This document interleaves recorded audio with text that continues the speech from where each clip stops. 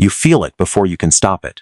Someone you like is laughing at someone else's joke, leaning in a little too close, and something old and ugly flickers up through your chest. Hot, fast, territorial. You're not proud of it. You'd never say it out loud, but for half a second, you wanted to do something about it. Good news. You're not a bad person. Bad news. That flicker is older than your species, older than fire, older than language itself. But here's the strange part. The feeling is ancient. The fighting, the actual organized violence between humans over who gets a mate, is shockingly recent.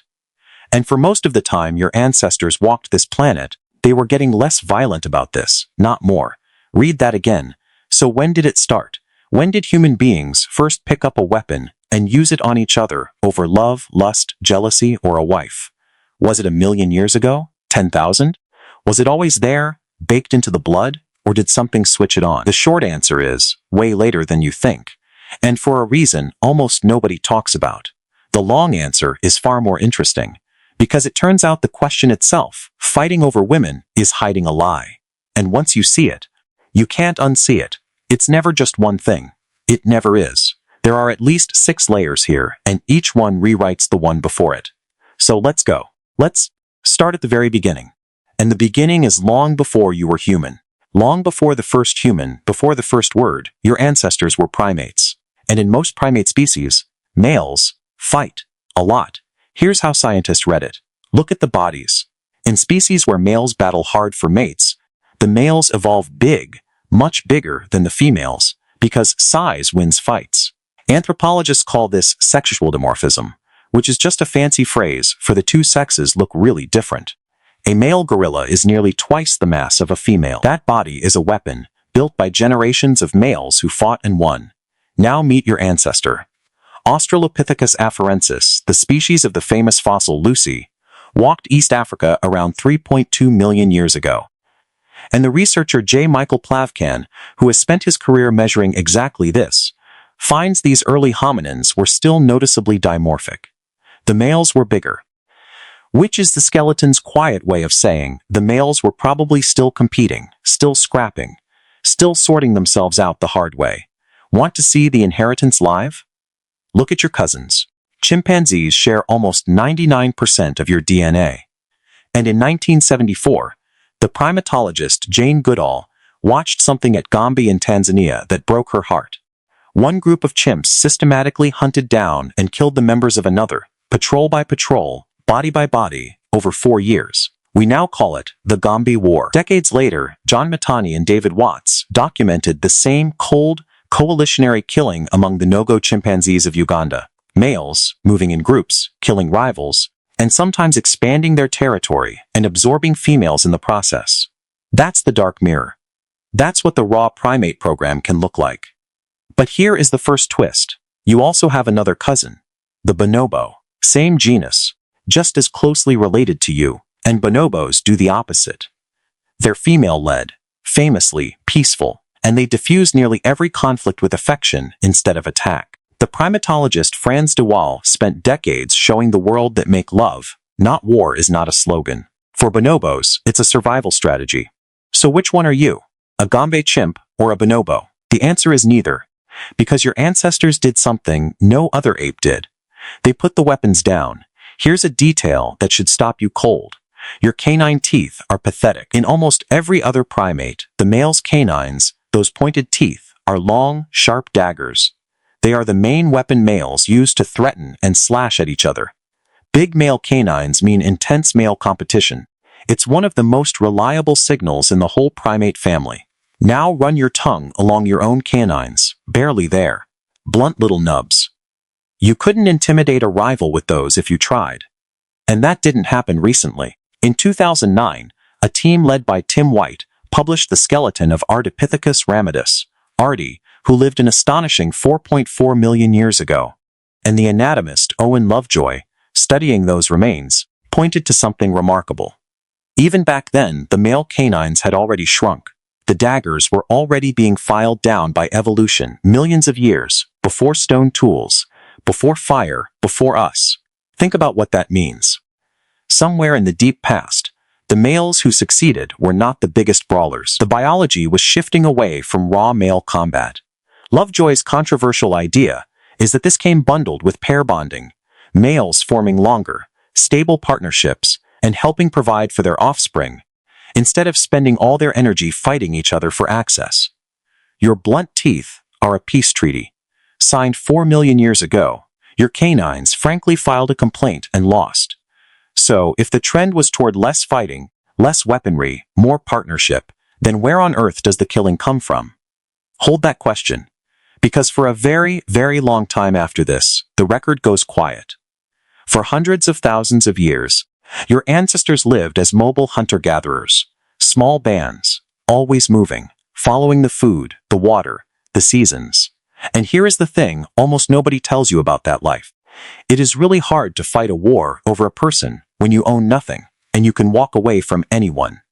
Think it through. In a small, mobile foraging band, there are no warehouses of grain, no fenced land, no inheritance. There's nothing to hoard and nothing to defend with violence. And crucially, people can leave.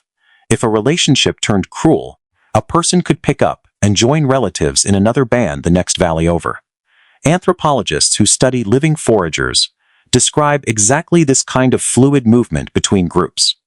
When you can walk away, you don't need to be held by force, and nobody needs to fight to hold you. This is the part of the story we keep forgetting. For the overwhelming majority of human existence, there is simply not much evidence of organized, lethal fighting over mates. Not because your ancestors were saints, but because the conditions that make that kind of violence pay off, ownership, surplus, the ability to trap and control, hadn't been invented yet. And then they were. Let's talk about the oldest scenes of human on human killing we can actually dig up. Around 13,400 years ago, beside the Nile in what's now Sudan, people were buried at a site called Jebel Sahaba. When the archaeologist Fred Wendorf excavated it, he found something disturbing. Bodies riddled with the marks of violence, stone projectile points lodged in bone. For years it was read as evidence of the earliest known war. But in 2021, Isabelle Crevecoeur and her team re-examined the skeletons with modern methods and found something subtler and almost sadder. Not one single battle, but repeated, recurring bouts of violence over time. Wounds that had healed. People who were hurt, survived, and were hurt again.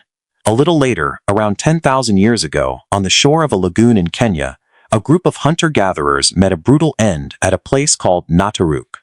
In 2016, Marta Mirazon-Lar and her colleagues published the find in the journal Nature. At least 27 people, including children, and a woman in the late stages of pregnancy, killed in a single horrifying episode, some of them with their hands apparently bound.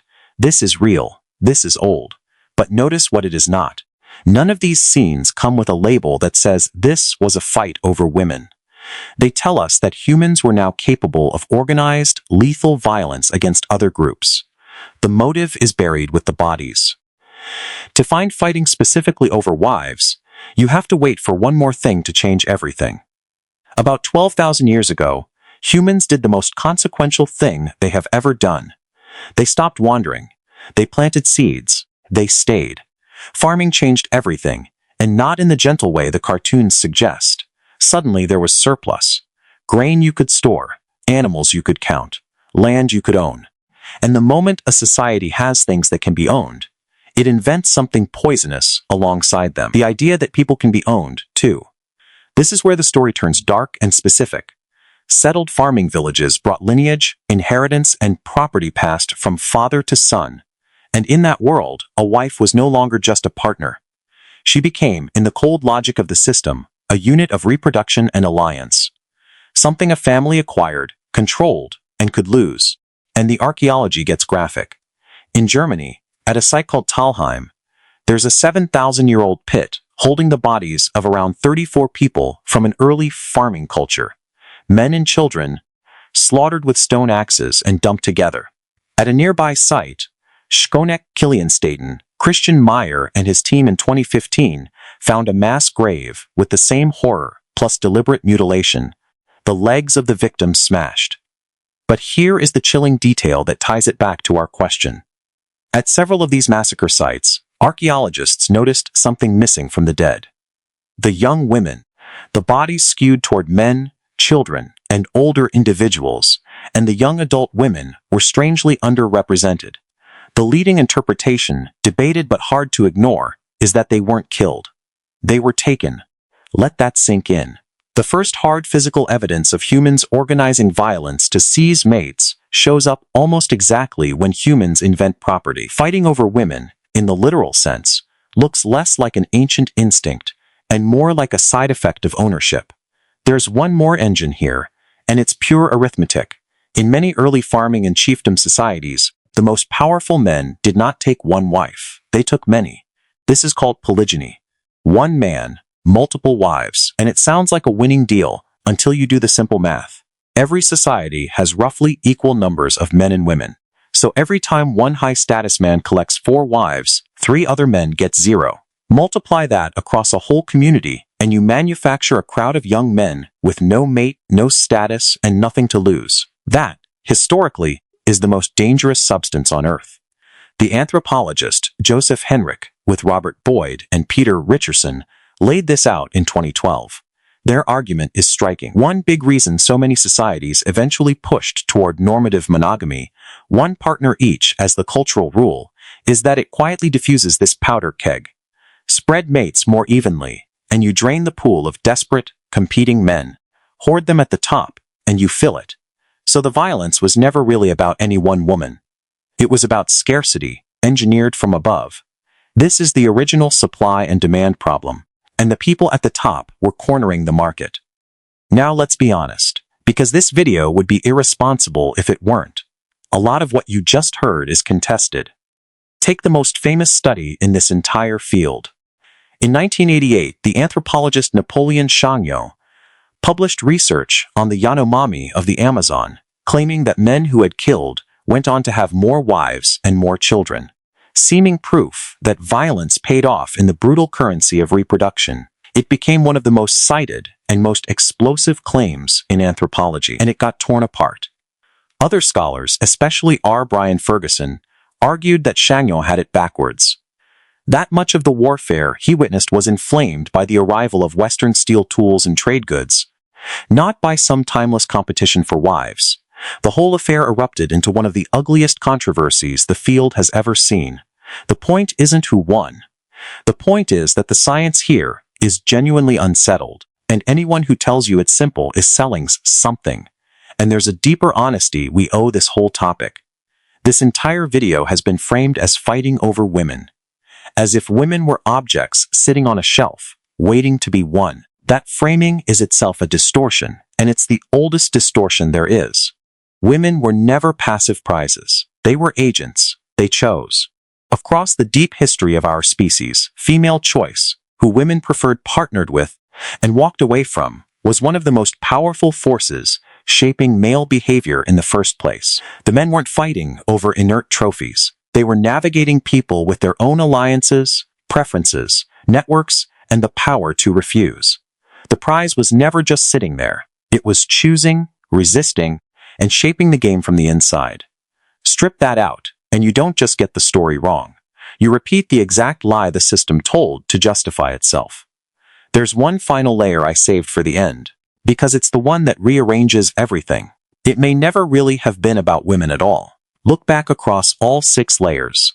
The deep primate program, the disarmament, the long quiet, the first blood, the turn to property, the math of scarcity, and ask what actually drove the violence every single time. It wasn't desire, it was status, resources, hierarchy, the security of a man's lineage, and his standing among other men. Mates were the trophy the culture hung on the wall. But the wall was built out of power. Fighting over women was the story men told. The deeper thing they were fighting over was each other, their rank, their grip, their place in a ladder that only some could climb. And here is the part that should genuinely change how you see your own species. The thing that most reliably reduced this violence across history was never better men. It was better conditions, the freedom to leave, the absence of hoardable property. Rules that spread access more evenly instead of letting the top corner it all. Change the conditions and the fighting fades.